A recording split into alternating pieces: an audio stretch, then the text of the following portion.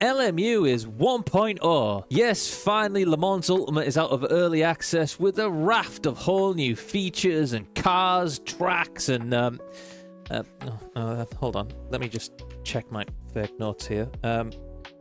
No, there's a couple of new cars, some liveries, some tweaks to the UI, and some tweaks to the GT3 tyre model. So on the face of it, this is not exactly the most exciting full launch you've ever seen in a game before. For those people who already have Le Mans Ultimate, I mean, really, there's not a lot new to look at, to be honest. It's all very, very familiar. But what if you haven't bought LMU? Is now, this very second, this instant, is this the time to invest your money? I'm going to try and take you through some of the pros and cons in this video, and hopefully by the end of it, you'll be slightly more informed. Or maybe I'll just confuse you even further, but it should be fun either way, right? First of all, then, cards out on the table. I am a little bit of an LMU fanboy, but I am very well aware this game still has flaws, despite the fact it's now supposedly a full release. Let's start, though, by looking at this latest release from Le Mans Ultimate and the new content that we've got in there. And despite the fact maybe on the face of it is slightly underwhelming for a full release of a game, there's not a lot extra that they've given us on top of what we already had. Everything that they have given us, to be fair, is pretty good. The tweaks that they've made to the GT3 tyre model have been pretty well received. They've said here that it's tyre tweaks with heating and cooling improvements, minor grip changes with temp and lower exponent to thermal deg.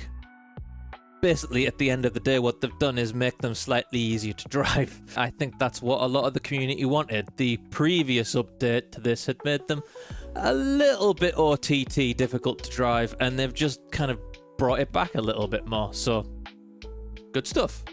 They've also added the 2025 GT3 and Hypercar wet liveries as well, so keeping everything nicely up to date as you should do. There's a note there to say that the LMP2s are also on their way in another update. And further to that, they've implemented a new, easier to manage front screen in the garages, which is really, really nice and was really, really needed as well. So yeah, all good changes, really. The main headlines of this update, though, of course, are the two cars. And I'm not going to talk too much about the Mercedes AMG. I have to say, I don't spend that much time driving GT3s, and I've driven it. I think it's fine. I think it's a really, really nice GT3 car to drive, if such thing actually exists. For the most part, I find GT3s quite dull. The Mercedes was kind of no different, although it wasn't as big and heavy and lumbering as I expected a big front-engine V8 car to be. I actually found the driving experience quite satisfying in many ways, which is unusual for a GT3 car, so I'm guessing it's pretty good. And people that enjoy driving GT3 cars have told me that the Mercedes AMG has been particularly good. For me, though, the real highlight of this update, and the surprise for me as well, to a certain extent, is the Aston Martin Valkyrie hypercar. Of course, everybody was expecting it to sound awesome, and my god, does it sound awesome.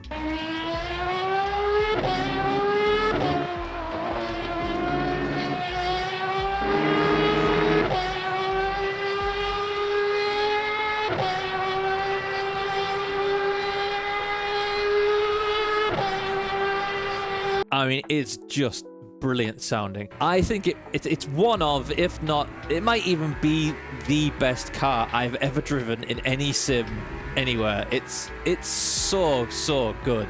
I don't know whether they're using a different tire model for the Valkyrie, because it drives differently enough from the other hypercars in the game to make me think that they've done something with it. There's some tweak that they've made with the tire model that makes this car just drive that little bit better than the other hypercars do. And I have no evidence to back this up, by the way, so take this with a very big pinch of salt. The other thing that I like that they've done with it here, they've given it like a custom BOP. In real life, this car is 2 or 3 seconds off the overall pace in WEC, but they don't seem to have done that here. They've basically put it on a par with the other hypercars in the game. So it's really good to see that they haven't nerfed it just so that it could be like it is in real life. It's actually a viable, drivable car within the game, not just it's something you can jump into and make it go vroom and then put it down forever. What about the game overall then? Well, let's start with the good, shall we? Always a good place to start. The main draw of this game, and I think it's been very, very deliberate, is the online experience. This game is very, very accessible from the perspective as getting online and racing other people. It's got a really, really simple and usable UI, which allows you to easily access the different online modes. You've got daily races that run anything from like 15 minutes in length to up to an hour. You've got online championship modes, weekly events that can be up to 2 hours, and special events that I guess in the future are going to go anything as long as 24 hours. It's all neatly packaged, super usable. You don't need a supercomputer or a genius mind to work out what race you want to be in. All very easy to follow, all very easy to register for, unregister for. It's great. The online racing itself is also generally very, very good. There is a very forgiving netcode that this game has. It's really, really excellent. You can get tight close-up racing, as long as obviously you get racing with the right people, and that's another thing entirely. But the cars drive well. They're all mostly pretty forgiving. Even like the high-powered cars, like the hypercars and the LMP2s, they don't suddenly lose traction and spin you off for no reason. The game is fairly easy to pick up and play. There are also plenty of people playing the game now. You're never ever short of a race in Le Mans Ultimate. In fact, I had one just after the update. I couldn't get into one of the races because all the servers were full, and I've never had that before. So I genuinely think the overall experience that you get with LMU online, it is probably the best online experience you can get in sim racing right now. So if online racing is your thing, I genuinely don't think you'll be disappointed with this game. I think it's well worth picking up for the price that it's at, which is currently, I think, £28 on Steam. It's got everything you would want in terms of online racing. It really does. So what lets this game down then? Well, for one, it's not finished yet. This may be a full release in name, but a full game, it really isn't. Yes, the online experience is fantastic, but offline, if you're a single racer person and you just want to race AI around a track or set up a career or something like that, it doesn't have that. None of that. It has a very, very basic one race weekend system that you can use, and that's it. There is no career mode yet. It's coming in 2026, but it's not here yet. So in effect, this is version 0.9, really. It's not a full release yet. Now, I suppose this goes into a whole debate of what early access actually is and when is a game a full game and all that sort of thing, which I'm not really going to get into here, but this is definitely not from the perspective of an offline user, somebody who just wants to race AI and maybe do time trials or whatever. This game is not there yet. Definitely not.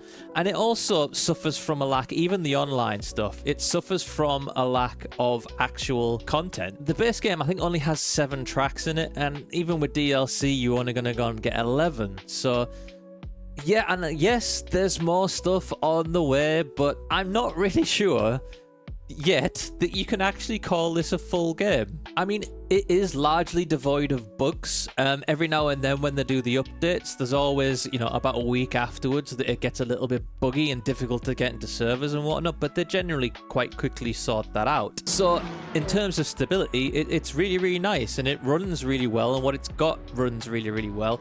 It just, outside of the online experience, it doesn't have much. No, there's only so many times you can race around Circuit de la Sarthe, Spa, Monza, before it gets a little bit boring.